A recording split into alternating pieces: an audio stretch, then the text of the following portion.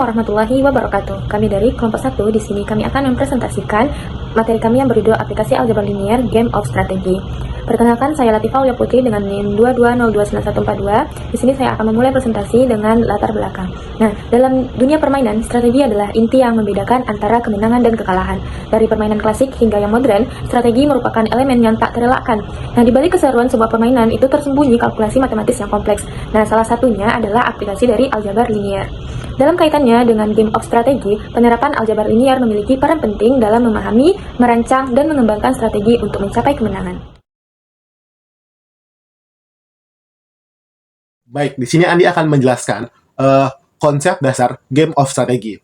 Seperti yang bisa dijelaskan dari judul, yaitu Game of Strategy. Jadi strategi permainan.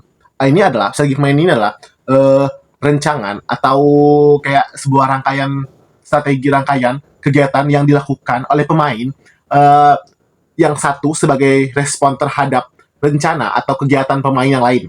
Nah, di strategi tersebut, pasti peserta tersebut mendapatkan nilainya tersendiri. Jadi kaidah permainan ini adalah tuh hasil optimal dari pemain tersebut yang diperoleh untuk setiap pemain sebagai setelah menjalankan kayak strateginya yang telah dilaksanakan.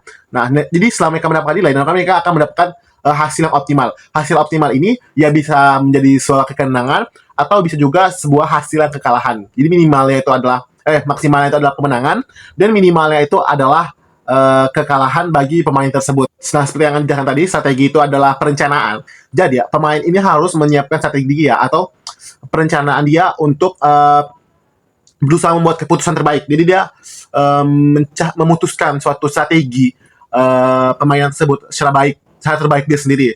Kenapa? Yang dia pilih itu antara kemenangan atau juga kekalahan. Jadi pemain itu harus bisa menelaah atau memikirkan terlebih dalam untuk memilih strategi itu sendiri. Nah, jadi dalam konteks Games of Strategy yang sudah dijelaskan tadi, aljabar linear ini memiliki peran penting dalam memahami, merancang, dan mengembangkan strategi untuk mencapai hasil atau kemenangan tersebut. Oke, dan pada Game of Strategy ini terbagi menjadi dua strategi, yaitu ada strategi murni dan strategi campuran yang akan dijelaskan oleh rekan Andi selanjutnya. Dari Andi sekian, terima kasih. Baiklah, selanjutnya kita masuk pada tujuan dari penerapan aljabar linier dalam Game of Strategy. Yang pertama, menentukan strategi optimal. Aljabar linier digunakan untuk mencari strategi terbaik atau optimal yang dapat digunakan oleh pemain dalam situasi yang kompetitif. Lalu tujuan kedua, menentukan nilai permainan atau value of the game. Dalam permainan zero sum atau jumlah nol, tujuan pemain adalah pemain A ingin memaksimalkan keuntungan dan untuk pemain B ingin meminimalkan kerugian. Dan tujuan ketiga, menganalisis dan memecahkan permainan matriks. Permainan strategi sering dimodelkan dalam bentuk matriks pembayaran dengan teknik aljabar seperti operasi matriks, sistem persamaan linier, dan eliminasi Gauss atau metode simplex. Lalu untuk tujuan keempat, membantu dalam pengambilan keputusan. Dalam bidang ekonomi, bisnis, dan militer, game teori digunakan untuk membuat keputusan penting.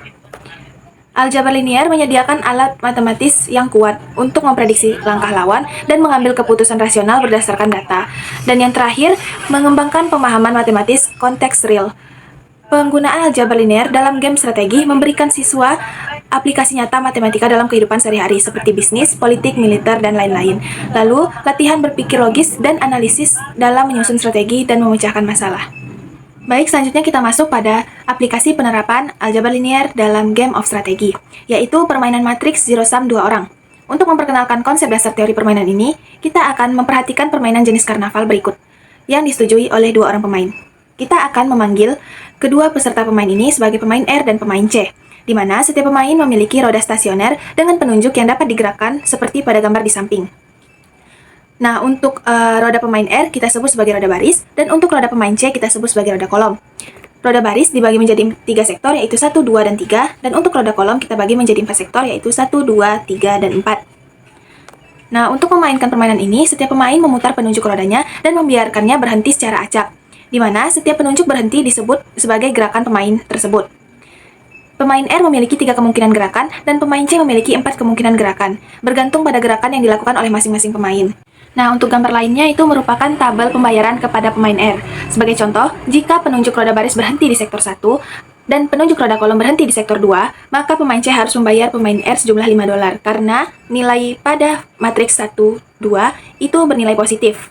Lalu selanjutnya, jika roda baris menunjukkan 2 dan roda kolom menunjukkan 4, maka pemain R membayar pemain C sejumlah $4 karena nilai pada matriks 2, 4 itu merupakan nilai negatif sehingga pemain R harus membayarkannya kepada pemain C. Dalam permainan ini, para pemain tidak memiliki kendali atas gerakan mereka. Setiap gerakan ditentukan secara kebetulan. Namun, jika setiap pemain dapat memutuskan apakah dia ingin bermain, maka setiap pemain akan tahu seberapa besar kemungkinan menang atau kalah dalam jangka panjang jika dia memilih untuk bermain. Dalam permainan ini terdapat dua macam permainan, yaitu yang pertama permainan strategi murni atau pure strategi game, di mana setiap pemain hanya menjalankan strategi tunggal, dan jenis kedua adalah permainan strategi campuran atau mixed strategi game, di mana kedua pemain menjalankan beberapa strategi yang berbeda-beda. Nah, untuk penjelasan selanjutnya mengenai strategi murni dan strategi campuran ini akan dijelaskan oleh teman saya. Saya Sabrina Lenadra dengan NIM 230294146. Di sini saya akan menjelaskan materi bagian strategi untuk memainkan game. Pada dasarnya, dalam teori permainan ada dua jenis strategi utama yang digunakan pemain untuk menentukan langkah terbaik, yaitu strategi murni dan strategi campuran. Untuk yang pertama, strategi murni atau pure strategi game, pemain yang akan memaksimumkan akan mengidentifikasi strategi yang optimumnya dengan menggunakan kriteria maksimin. Sedangkan pemain yang akan meminimumkan akan mengidentifikasi strategi optimumnya dengan menggunakan kriteria minimax. Maka permainan telah terpecahkan. Hal ini berarti pemain memilih satu langkah tertentu dan memainkannya secara konsisten. Dalam permainan strategi murni ini, pemain yang ingin menang akan berusaha memaksimalkan keuntungannya menggunakan kriteria maksimin, sedangkan lawannya berusaha meminimalkan kerugiannya dengan minimax. Jika kedua pemain sudah menemukan strategi optimalnya masing-masing, maka permainan dianggap selesai atau sudah terpecahkan. Namun tidak semua permainan memiliki solusi yang jelas seperti itu, terutama dalam permainan dengan jumlah 0 atau disebut zero-sum games atau strategi campuran. Ada kalanya tidak mempunyai titik pelana pada matriks payoff-nya, sehingga keseimbangan akan dicari dengan cara lain, yaitu dengan strategi campuran, di mana pemain tidak hanya memilih satu strategi tetap, melainkan mengacak pilihannya berdasarkan probabilitas tertentu. Tujuannya untuk menciptakan ketidakterdugaan dan mencapai keseimbangan stabil. Strategi ini penting dalam banyak kasus agar permainan bisa tetap adil dan seimbang. Sekian materi yang dapat saya jelaskan. Oke, di sini saya akan menjelaskan tentang contoh penerapan dari strategi murni. Pada contoh, terdapat dua buah perusahaan yang memiliki strategi berbeda dalam menarik konsumennya. Untuk perusahaan A memiliki 2 buah strategi dan perusahaan B mempunyai 3 buah strategi. Nah, struktur strategi dan payoff-nya adalah sebagai berikut pada tabel di bawah ini. Nah, di sini ada perusahaan A dan perusahaan B yang A memiliki 2 buah strategi dan perusahaan B memiliki 3 buah strategi. Nah, berdasarkan kasus tersebut, bagaimana strategi yang harus digunakan agar masing-masing pemain atau pemilik perusahaan memiliki hasil yang optimal. Nah, untuk menyelesaikan kasus tersebut, ada 3 buah langkah agar dapat menyelesaikannya. Langkah pertama yaitu untuk pemain baris atau yaitu perusahaan A memilih nilai yang paling kecil untuk setiap baris, yaitu baris 1 nilai terkecilnya 3 dan baris kedua nilai terkecilnya 5. Nah, selanjutnya dari 2 baris yang nilainya terkecil tersebut memilih nilai yang paling besar, yaitu nilai 5. Langkah kedua, untuk pemain kolom yaitu pemain perusahaan B memilih nilai yang paling besar untuk setiap kolomnya, yaitu kolom yang 1 nilai terbesarnya 9, kolom kedua nilai terbesarnya 5, dan kolom ketiga nilai terbesarnya 6. Nah, dari 3 nilai terbesar tersebut, perusahaan memilih nilai yang paling kecil, yaitu nilai 5. Oke, karena kita sudah melakukan langkah yang pertama dan langkah kedua, selanjutnya kita ke langkah yang ketiga. Nah, pada tabel kan kita sudah menemukan nih matriks payoff strategi murni yang berisikan nilai maksimum dan minimumnya yang kita cari tadi, dan nilainya 5.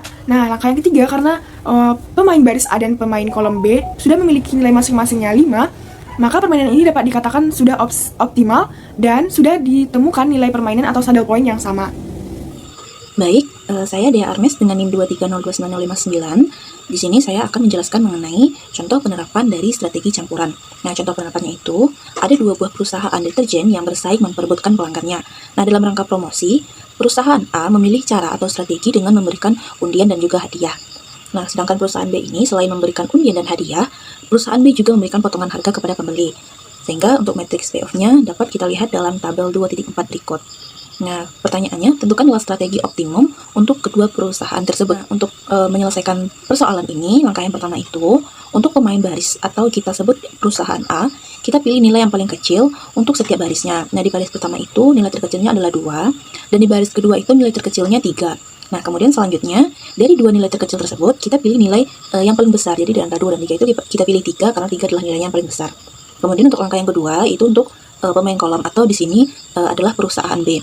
Nah, kita pilih nilai yang paling besar untuk setiap kolomnya itu. Jadi di kolom pertama ini ada nilai terbesarnya itu 4, kemudian di kolom kedua itu nilai terbesarnya juga 4, dan di kolom ketiga itu nilai terbesarnya 5. Nah, dari ketiga nilai tersebut kita pilih yang paling kecil di antara 4 dan juga 5, yaitu kita pilih 4.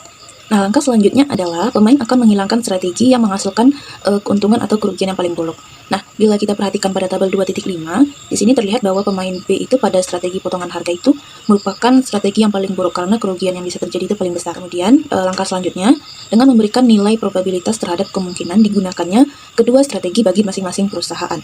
Nah, misalkan untuk perusahaan A, kita misalkan P itu adalah kemungkinan atau probabilitas perusahaan A menggunakan strategi undian, dan 1 dikurang P adalah kemungkinan atau probabilitas menggunakan strategi hadiah. Nah, begitu pula dengan perusahaan B. Misalkan perusahaan B ini mempunyai kemungkinan menggunakan strategi undian itu sebesar Q, maka kemungkinan keberhasilan yang digunakan strategi hadiah itu adalah 1 dikurang Q.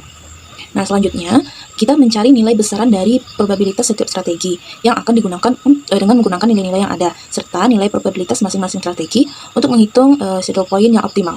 Nah, caranya itu untuk perusahaan A, kita anggap si perusahaan B ini tuh menggunakan strategi undian. Maka harapan menang untuk perusahaan A itu adalah 4 dikali P ditambah 3 dikali 1 dikurang P, atau harapan menang untuk perusahaan A itu adalah sebesar P tambah 3. Nah, kalau si perusahaan B ini menggunakan strategi hadiah, maka harapan menang perusahaan A itu adalah 2 dikali P ditambah 4 dikali 1 dikurang P, atau negatif 2 P ditambah 4. Nah, strategi optimal untuk perusahaan A diperoleh dengan cara menyamakan kedua harapan menang tersebut, yaitu harapan menang yang pertama tadi adalah 4 P ditambah 3, dan harapan menang yang kedua itu ada negatif 2 P tambah 4. Kemudian kita samakan di sini. Untuk persamaan ini kita bisa menyederhanakannya menjadi 3P sama dengan 1, atau kita peroleh nilai P-nya itu adalah 1/3. Nah, ini berarti perusahaan A ini seharusnya mempergunakan strategi undian sebesar 33,33% ya, 1/3. Dan sisanya itu sekitar 66,67% untuk strategi hadiah.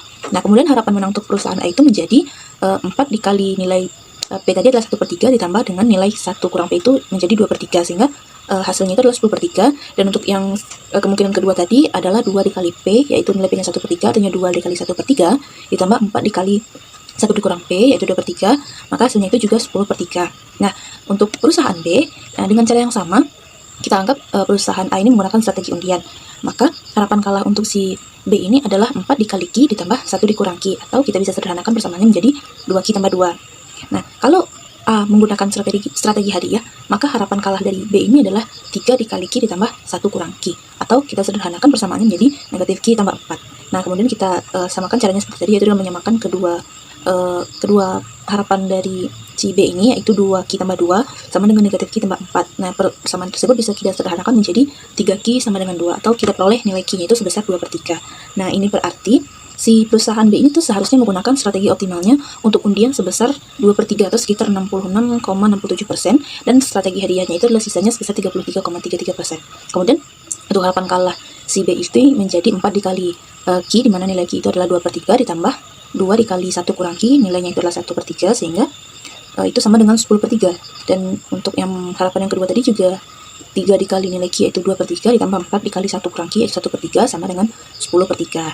Nah, berdasarkan perhitungan tadi kita dapat simpulkan bahwa dengan menggunakan strategi campuran ini dapat dicapai titik equilibriumnya, di mana keuntungan yang diharapkan permainan oleh pemain baris atau perusahaan A itu sama dengan kerugian yang diharapkan oleh pemain kolom atau perusahaan B. Dengan menggunakan strategi campuran, kedua perusahaan tersebut dapat memperbaiki posisi mereka. Perusahaan A ini telah menaikkan keuntungan yang diharapkan dari yang awalnya jadi 3 menjadi 10/3, dan perusahaan B menurunkan kerugian yang dari awalnya 4 menjadi 10/3. Nah, jadi kesimpulannya, aljabar linier memiliki peranan yang sangat penting dalam teori permainan, khususnya dalam game of strategi.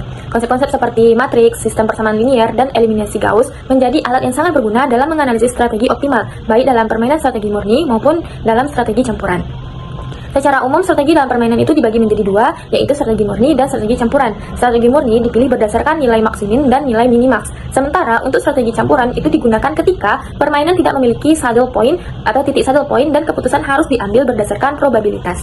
Sekian yang dapat kami sampaikan pada presentasi kelompok 1. Mohon maaf apabila ada kesalahan. Wabillahi taufiq wal hidayah. Wassalamualaikum warahmatullahi wabarakatuh.